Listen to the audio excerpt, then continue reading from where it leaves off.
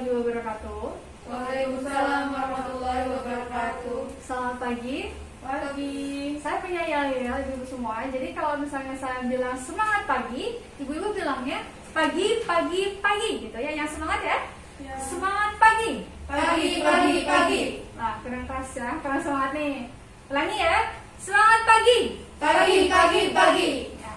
Meskipun kita lagi puasa, kita harus tetap semangat kayak semangat pagi gitu ya.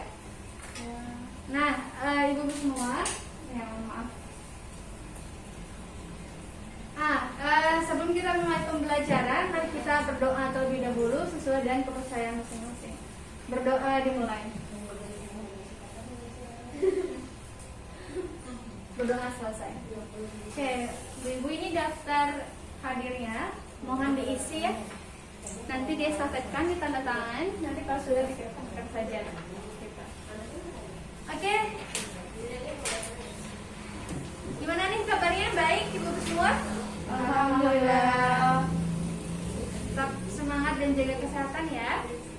Oke, di sini sebelum kita mulai pembelajaran, saya akan memperkenalkan diri saya terlebih dahulu. Nama saya Rina Risnawati. Lahir di Majalengka 15 September 1998. Saya saat ini berkuliah di Universitas Kuningan dan pekerjaan saya saat ini sebagai instruktur di LPK Hani. Alamat itu di Kelurahan Sukamulya, Kecamatan Cibubur, Kabupaten Kuningan. Nah, ini untuk alamat emailnya rinarisnawati2401@gmail.com. Untuk nomor handphonenya 085524912373. Jadi ibu-ibu boleh ditulis ya nomor atau alamat email dan nomor handphonenya, karena nanti ada tugas yang akan dikumpulkannya itu melalui alamat emailnya. Boleh silahkan dicatat ya. Sampai biodata ada yang ditanyakan? Cukup. Oke, kita lanjut ya. Oke, demi kenyamanan dan kekondisipan kita dalam belajar, di sini saya akan memperkenalkan terlebih dahulu mengenai K3. Yang pertama adalah kebersihan dan kerapian kerja. Nah, ibu-ibu semua mohon diperhatikan di sekitar ibu-ibu. Ya, barangkali ada sampah atau hal lainnya boleh diambil terlebih dahulu dan nanti saat keluar boleh dibuang. Gitu. Kemudian juga ini ada kabel. Untuk kabel ya, boleh ibu-ibu juga mau diperhatikan. Di bawah kaki juga ada beberapa kabel, takutnya nanti keinjak, kesetrum atau lain sebagainya. Nah, ini untuk apar ya, apabila ada kebakaran kecil ya, di sana di pojok kanan ada apar ibu semua, nanti bisa langsung gunakan saja apar di sana juga ada SOP-nya. Nah, untuk jalur evakuasi, nanti kalau misalnya ada gempa atau bencana atau peristiwa atau kejadian yang tidak diinginkan lainnya, nah ibu semua boleh langsung aja ke sana, belok kanan ya ke jalur evakuasi, kemudian belok kiri, nah di sana titik kumpul kita. Nah, ini 5M ya, karena kita saat ini berada di situasi pandemi, jangan lupa untuk menerapkan protokol 5M ya. Apa 5M itu? Pertama, itu mencuci tangan. Kemudian memakai masker ya, jangan lupa untuk pakai maskernya ya. Kemudian juga membatasi mobilitas apabila tidak ada kegiatan yang darurat, sebaiknya kita di rumah saja. Kemudian juga menjaga jarak dan menjauhi kerumunan. Oke, sampai K3 ini ada yang ditanyakan? Cukup ya. Oke, saya lanjutkan. Nah, ini adalah tata tertib yang ada di kelas saya, ibu-ibu semua. Yang pertama, dilarang berbisik, dilarang membuat keributan ya. Jadi ibu-ibu dimohon untuk tidak dulu banyak bicara saat pembelajaran demi ketertiban kita saat belajar ya. Kemudian juga dilarang mengangkat handphone dan sebagainya, dilarang memainkan handphone gitu ya. Jadi ibu semua, handphonenya mohon diubah ke mode silent ya. Dan apabila ada yang menelpon atau lainnya, boleh ibu langsung angkat tangan dan langsung keluar aja tanpa menunggu aba-aba dari saya. Kemudian juga menjaga kebersihan, ini juga penting, mohon diperhatikan juga mengenai kebersihan. Dan ini tata tertib untuk bertanya, apabila ada yang ditanyakan, ibu boleh langsung acungkan tangan saja. Ya, nanti setelah saya memberikan respon, ibu bisa langsung menjawab, bisa langsung bertanya. Kemudian juga apabila ingin ke toilet, boleh acungkan tangan dan langsung saja ke toilet ya, tanpa menunggu apa-apa atau tanpa menunggu respon dari saya. Nah, ini untuk ketepatan waktu nanti saat istirahat tiba dan saat masuk kembali, mohon untuk tepat waktu ya. gitu, agar materi yang saya sampaikan itu dapat diterima dengan baik oleh ibu semua. Dan ini mohon, ini pembelajaran saya ini mohon disimak dengan baik ya, dengan fokus, dengan baik agar materinya juga dapat dipahami oleh pelajar. Oke, sampai data tertib ada yang keberatan? Cukup ya. Oke, mengenai gambar yang ibu lihat, kira-kira apa sih yang ada di pikiran ibu-ibu semua nih mengenai gambar ini? Boleh? Sedang apa kira-kira? Konsultasi dengan kecantikan. Betul. Ada yang tahu lagi? Ya, ini tentang konsultasi ya. Jadi kegiatan ini itu adalah materi kemarin yang disampaikan oleh instruktur Bu Nani, itu mengenai bagaimana cara mempersilakan pelanggan untuk duduk, bagaimana cara berkonsultasi, menerima konsultasi pelanggan gitu ya. Ini kegiatan ini semua ibu tuh berkaitan dengan yang namanya komunikasi. Nah, pentingnya komunikasi terhadap kepuasan pelanggan. Jadi ibu-ibu kita tuh sekarang hidup di zaman yang saling berhubungan dengan orang lain. Setiap apapun kehidupan kita, aspek kehidupan kita, pekerjaan, pendidikan dan lainnya itu tidak luput dengan yang namanya berurusan dengan orang lain, berhubungan dengan orang lain. Itulah pentingnya komunikasi gitu ya. Jadi komunikasi yang baik itu akan meningkatkan kualitas hubungan yang baik pula dengan orang lain gitu. Nah, lalu kegiatan apa saja sih yang berhubungan dengan komunikasi lainnya? Yaitu judul kita hari ini, materi kita hari ini, yaitu cara mempersilahkan pelanggan mengganti pakaian perawatan. Nah, kegiatan ini atau materi yang akan kita pelajari hari ini itu juga berkaitan dengan yang namanya komunikasi. Oke, sampai saat ini ada yang ditanyakan ibu semua? Cukup ya. Oke, kita lanjutkan. Nah, judul tersebut saya ambil dari KUK ketiga, yaitu pelanggan dipersilakan untuk ganti pakaian perawatan. Kemudian diambil dari elemen kompetensi yang kedua, yaitu melakukan konsultasi dan persiapan kerja. Kemudian diambil dari unit kompetensi merawat kulit wajah tidak bermasalah. Kemudian diambil dari program pelatihan tata kecantikan kulit. Nah, ibu-ibu semua, jadi program kecantikan yang ada di LPK ini diselenggarakan sesuai dengan permintaan atau minat dari masyarakat setempat yang ada di sini. Oke, sampai saat ini ibu ada yang ditanyakan? Ya, lanjut ya. Nah, tujuan pelatihan.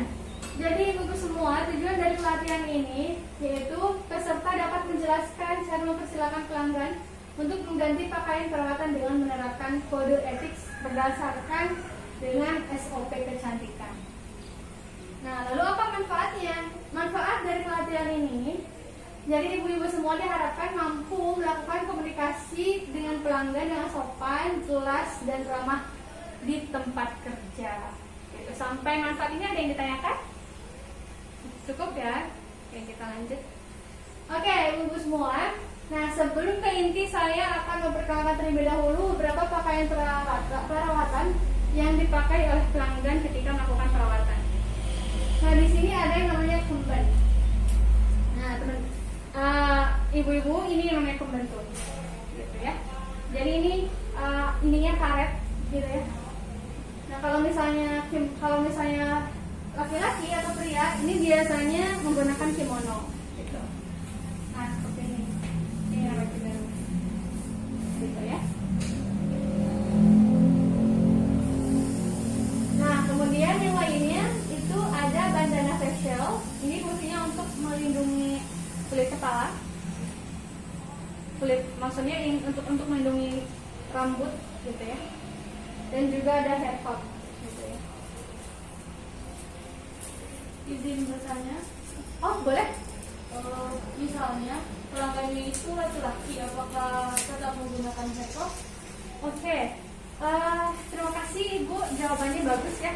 Bagaimana apabila laki-laki ya yang melakukan perawatan gitu, misalnya laki-laki yang botak gitu ya, apakah harus menggunakan hair coat atau bandana juga gitu ya? Jawabannya harus ya, tetap sesuai dengan prosedur gitu. Jadi nanti baik perempuan atau laki-laki sama saja menggunakan pakaian perawatan itu sama saja gitu. Ya intinya jadi terlihat itu hanya muka, leher, kemudian sebagian dada gitu kan. Gitu. Jadi jawabannya laki-laki itu juga harus menggunakan rangkaian pakaian perawatan itu seperti perempuan. Terima kasih. Gitu. Ini ya, ini untuk hair coat-nya. Gitu. Oke. Nah, ini perlengkapan lainnya itu ada handuk, ada selimut, kemudian ada facial bag atau bangku perawatan. Gitu. Oke, sampai saat ini ada yang ditanyakan? Cukup ya. Nah, ibu-ibu semua, jadi semua pakaian perawatan yang sudah saya jelaskan tadi itu disimpan di ruang ganti gitu ya. Jadi seorang videographer harus memastikan, mengecek terlebih dahulu pakaian atau berbagai perlengkapan yang akan digunakan oleh customer gitu ya. Nah, ini adalah inti dari pembelajaran kita, bagaimana melayani dengan baik, bagaimana melayani customer dengan baik. Nah, ada beberapa hal yang perlu diperhatikan ketika kita berinteraksi dengan pelanggan, ibu-ibu semua. Yang pertama adalah berpenampilan rapi, bersih, dan segar. Ini penting sekali ya. Ini jadi kayak nilai jual, ibu-ibu. Karena orang-orang datang ke salon pasti melihat yang front office-nya dulu nih, lihat yang di depannya dulu nih, gitu kan. Ini rapi, bersih kan nih. Kalau misalkan yang di depannya aja nggak rapi, gitu kan, dia juga pasti ragu-ragu dong buat masuk ke salon kita, gitu kan. Jadi ini berpenampilan rapi, bersih, dan segar itu bagus untuk memberikan kesan yang baik juga kepada pelanggan. Kemudian berperilaku sopan, santun, dan ramah. Ini juga penting. Apapun pekerjaannya, sopan, santun, dan ramah adalah hal yang wajib. Kemudian ekspresi wajah yang hangat, gitu ya. Nah, kita juga harus menunjukkan ekspresi wajah yang hangat ya. Jangan sedih atau cemberut atau lainnya gitu. Misalnya kita punya masalah di keluarga atau lain itu jangan dibawa ke pekerjaan gitu. Harus profesional, tetap harus memberikan senyum dan wajah yang hangat gitu. Kemudian juga bersikap hormat kepada tamu. Kita juga harus menghormati privasi tamu dan lain sebagainya ya. Jadi misalnya jangan mentang-mentang nih tamunya tuh atau pelanggan kita tuh misalnya menggunakan pakaian yang istilahnya wah nih apa nih gitu kan, bukan orang atas nih gitu. Jadi nggak boleh kayak gitu. Jadi mereka semua tetap pelanggan kita yang harus kita perlakukan sama gitu. Nah, ini ada suara jelas dan enak. Maksudnya apa yang kita sampaikan itu harus kita pastikan terdengar baik oleh pelanggan gitu. Harus fluensi, harus lancar, tidak boleh ragu-ragu juga gitu kan. Kemudian juga tulus melayani tamu. Jadi apa yang kita kerjakan itu jangan dijadikan beban ya, tetapi kita harus dengan tulus melayani pelanggan kita dengan baik. Nah, sampai ini ada yang ditanyakan ibu-ibu semua? Cukup ya. Nah, ini dia langkah-langkah bagaimana cara mengantar pelanggan untuk mengganti pakaian perawatan. Yang pertama itu memberi salam dengan hangat. Contoh kalimatnya seperti selamat pagi Bu, selamat pagi Pak, seperti itu. Dengan senyuman yang hangat, dengan ramah, sopan, dan santun. Kemudian pelanggan diantar ke ruang ganti. Nah, setelah kita tahu nih si pelanggan sudah melakukan konsultasi terlebih dahulu dan dia udah memutuskan misalnya untuk melakukan perawatan A atau B gitu kan, kita langsung menghampirinya dan mengantarnya untuk mengganti pakaian. Misalnya kalimatnya seperti ini, Ibu mari saya antar ke ruang ganti untuk ganti pakaian gitu. Nah, setelah itu yang ketiga adalah pelanggan beri deskripsi mengenai baju perawatan yang akan digunakan. Jadi ketika kita mengantar, setelah kita mengantar, kita memberikan apa saja perlengkapan yang akan digunakan oleh pelanggan kita, tapi kita juga harus mendeskripsikan terlebih dahulu. Kayak misalnya, Ibu ini kembennya misalnya, Ibu ini kembennya, kemudian ini bandananya, nanti dipakainya gini-gini gitu. Ini harus dijelaskan gitu. Takutnya pelanggan kita awam misalnya atau baru ke salon atau gimana. Intinya ya harus tetap disampaikan gitu. Kemudian yang keempat adalah disediakan tempat menyimpan barang. Kemudian juga pelanggan dipersilakan berganti pakaian. Nah, setelah itu kita harus barang-barang yang pelanggan kita bawa itu kita yang tanggung jawab gitu kan. Kita harus menyediakan tempat untuk barang-barang mereka juga. Kemudian setelah itu kita mengantar mereka untuk mengganti pakaian, dan setelah mengganti pakaian baru kita mengantar mereka ke ruang perawatan gitu. Nah, sampai saat ini ibu-ibu semua ada yang ditanyakan? Cukup ya. Oke. Nah, kesimpulannya, jadi setelah selesai mengikuti pelatihan, ibu-ibu dapat mengetahui cara mempersilakan pelanggan mengganti pakaian perawatan dengan menerapkan kode etik sesuai dengan SOP kecantikan. Nah, ibu-ibu semua, ini untuk menguji pemahaman ibu-ibu semua, saya akan memberikan 2 pertanyaan.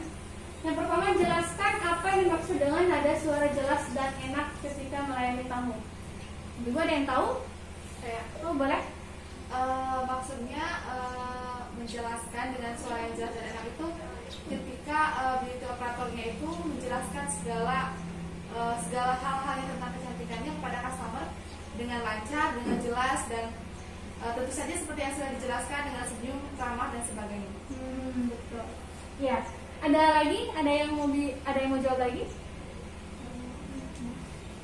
Oke, jadi maksud dari nada suara jelas dan enak itu apa yang kita sampaikan itu harus terdengar jelas, terdengar tidak ugak-ugak gitu ya bahasanya, harus lancar gitu. Apa yang kita sampaikan itu harus benar-benar dapat dimengerti nih oleh pelanggan kita, maksudnya apa gitu. Jangan kayak misalnya dalam bahasa Sundanya apa ya, aku balik kemana kesana kemarin gitu loh. Jadi harus benar-benar apa yang kita sampaikan itu sopan, jelas, dan langsung dapat dipahami oleh pelanggan kita gitu ya. Nah, yang kedua, sebutkan 3 hal yang perlu diperhatikan ketika berinteraksi dengan pelanggan. Boleh? Hal yang perlu diperhatikan, yang pertama itu bersikap sopan, yang kedua santun dan juga ramah. Iya. Ada yang mau tambahkan? Ada yang mau jawab lagi? Boleh, siapa Bu? Oke. Benar ya, jawab ibu-ibu semua. Jadi salah satu hal yang perlu 3 hal yang perlu diperhatikan ketika berinteraksi dengan pelanggan, kita harus bersikap sopan, santun, ramah ya. Kemudian juga wajah yang hangat, senyum yang hangat, dan juga percaya diri ya tadi. Oke. Selanjutnya adalah, nah ini saya akan berikan soal ibu semua. Ada 5 soal, boleh itu diestafetkan. Ya. Jangan lupa nanti dikasih nama ya Bu, sama tanda tangannya juga. Soalnya ada 5, 2 pilihan ganda dan 3 esai. Waktunya 3 menit dan dimulai dari sekarang.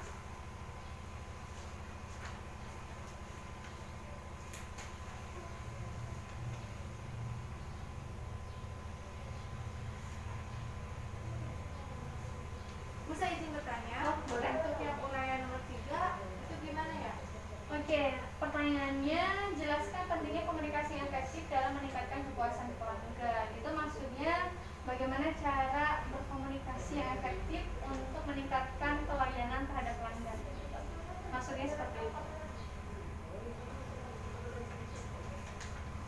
Oke, ibu waktunya habis.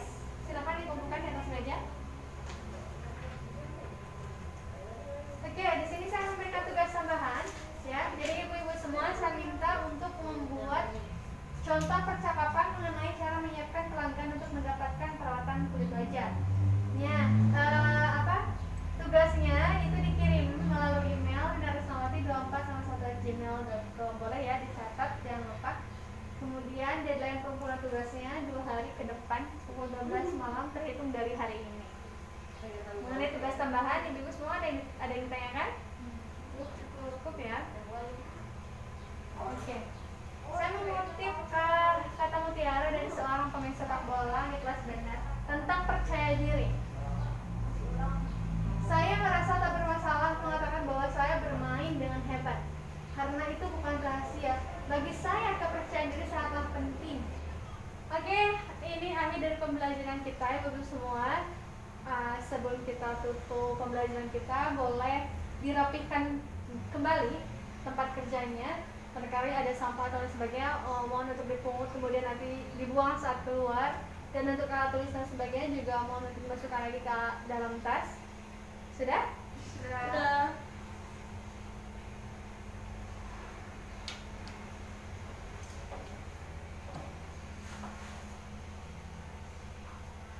Oke, sebelum kita menutup pembelajaran kita, mari kita berdoa sesuai dengan kepercayaan kita masing-masing. Berdoa dimulai. berdoa selesai. Oke ibu semua, terima kasih telah mengikuti kelas saya. Semoga materi yang saya sampaikan bermanfaat ya dan dapat diaplikasikan nanti di lingkup kerja ibu-ibu semuanya. Terima kasih. Wassalamualaikum warahmatullahi wabarakatuh.